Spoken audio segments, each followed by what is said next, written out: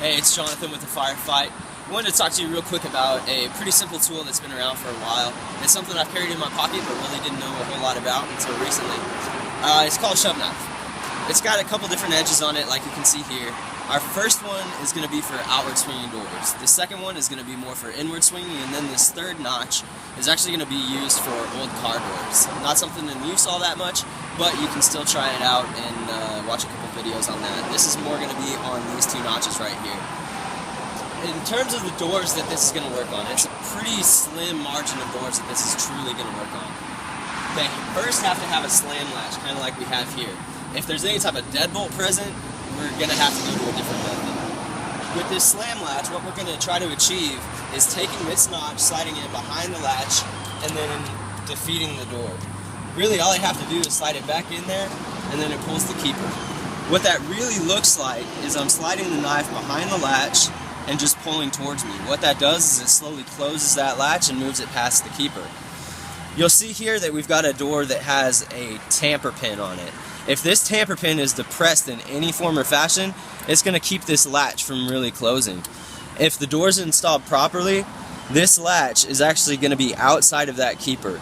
And when we've got a door like that, this shove knife is going to be ineffective. So what we need to do in those situations is push up against the door and try to move this latch inside of the keeper on the other side of the door. So the other type of door that this is going to work on, if it's not outward swinging, is an inward swinging. With this particular door, we've got a metal frame, and it's not going to work. If it's got a wood frame, if you look here on the jamb, we would be able to slide this in between the two pieces of the jamb, and we're basically going to pry apart the jamb, or the rabbet from the jamb. But like I said, with it being a metal door, we can't achieve that. When it is inward swinging, we'll move it through the gap between that jamb and the rabbet, and we're going to take the tool and we're basically just wiggling it past to where it does this right here.